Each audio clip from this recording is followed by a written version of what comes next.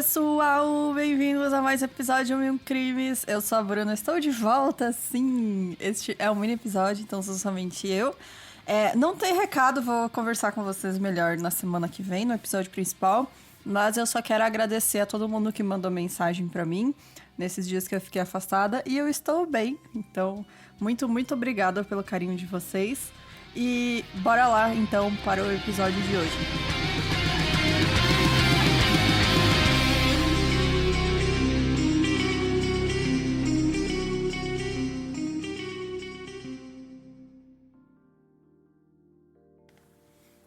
O Jean-Baptiste Tropman, ele nasceu em 5 de outubro de 1848, em Alsácia, na França.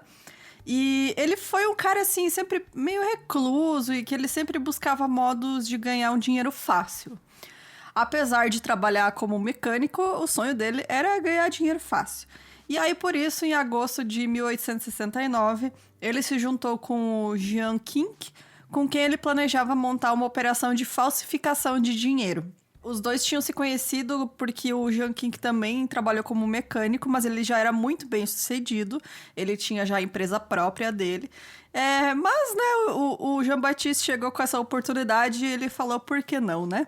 Mas o Jean-Baptiste tinha outros planos que não envolviam o companheiro do crime. Na verdade, envolviam ele, né, mas ele teria que morrer. Então, eles viajaram para Herrenfluck. Desculpa aí, meu francês horroroso. Nem sei se é francês isso, né? Mas Herrenfluck, que era onde tinha... O Jean-Baptiste disse que tinha ficado sabendo que tinha uma ruína de um castelo que possuía em suas masmorras uma oficina com equipamentos para imprimir dinheiro falso.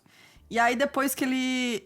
antes que eles chegaram lá, o Jean envenenou o vinho do seu amigo com cianeto. E depois que ele morreu, ele roubou o que ele tinha, né? Algum dinheiro, uns cheques, e enterrou seu corpo. E aí, depois disso, ele entrou em contato com a esposa do Kink e pediu por dinheiro. A senhora Kink, imaginando que o dinheiro fosse para ajudar o marido, né? Que estava com o Jean em uma viagem de negócios, como ele tinha dito para a família, ela enviou uma quantia para o correio de Guebwiller. O Jean tentou retirar esse dinheiro com uma procuração falsa. Ele foi lá 3 vezes, mas o funcionário do correio ficou muito desconfiado dele, falando: não vou te entregar este dinheiro. E ele não conseguiu retirar esse dinheiro que a senhora Kink mandou. Mas ele estava decidido a conseguir o dinheiro da família Kink, que ele sabia que eles tinham bastante dinheiro guardado no banco. E aí o Jean foi até Paris, onde ele atraiu o filho mais velho da família, o Gustave, de 22 anos. Em seu hotel, ele convenceu o Gustave a escrever uma carta para a mãe, dizendo para ela ir para Paris com o resto da família, encontrar o pai. E o Jean-Baptiste, então, leva o Gustave até uma área isolada no interior, dizendo que levaria ele até o pai e mata ele esfaqueado nas costas. 2 dias depois que ele enterrou o corpo do Gustave em uma cova rasa, a senhora Hortense Kink chega com seus 6 filhos, com idades entre 2 e 16 anos. A Hortense também estava grávida de 6 meses. O Jean, então, encontra ela na estação de trem e ele afirma que vai levar ela até o marido. Eles pegam uma carruagem até o interior de Paris, a mais ou menos 2 quilômetros da cidade. E ele convida a Hortense e as 2 crianças mais novas a segui-lo de a pé. Ela não vê motivos para desconfiar dele, né? Porque ele era um amigo da família, que já tinha trabalhado com eles.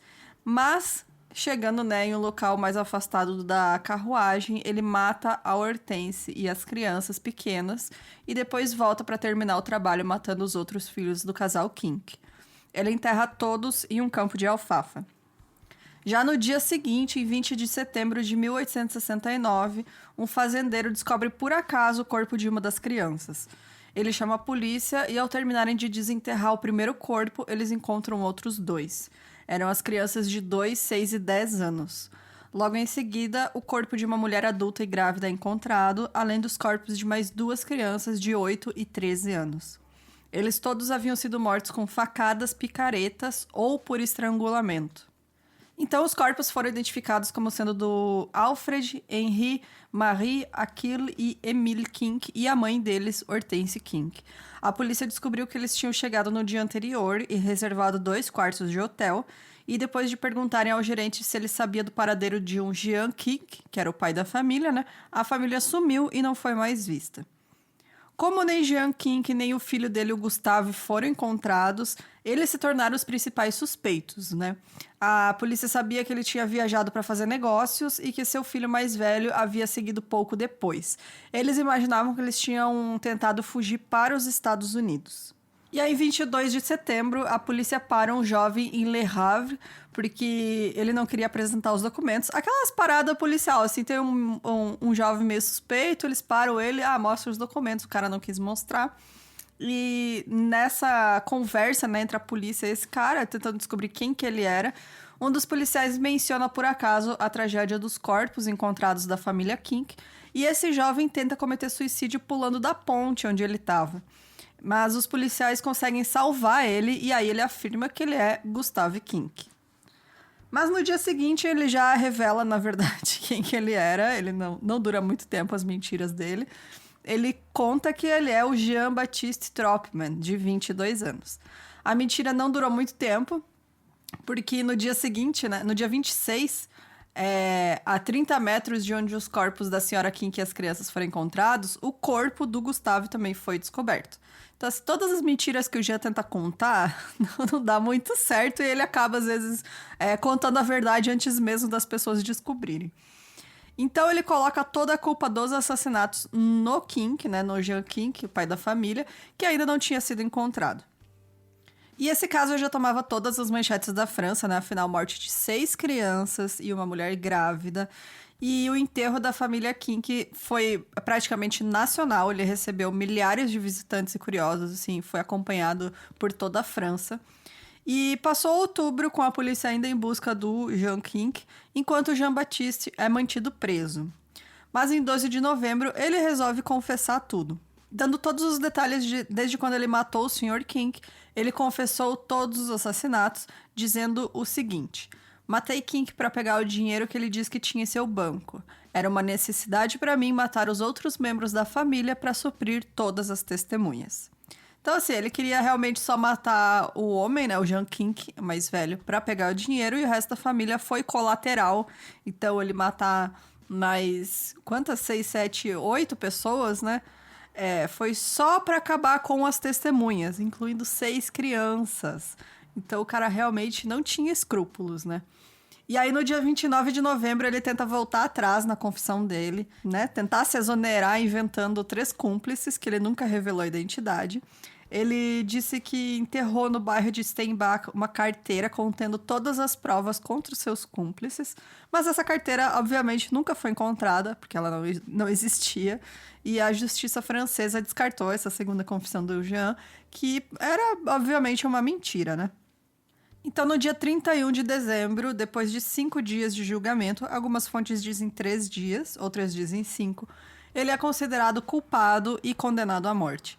A execução do Jean-Baptiste aconteceu no dia 19 de janeiro de 1870, na Praça de La Roquette, que ficava em frente à prisão.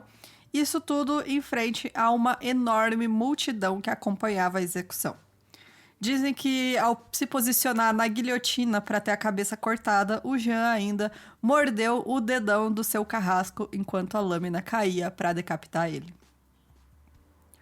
E aí os assassinatos, o julgamento e a execução do Jean-Baptiste foram amplamente divulgados na imprensa francesa, e essas reportagens foram um marco muito importante no desenvolvimento da imprensa tabloide francesa, como os jornais noticiavam crimes, né?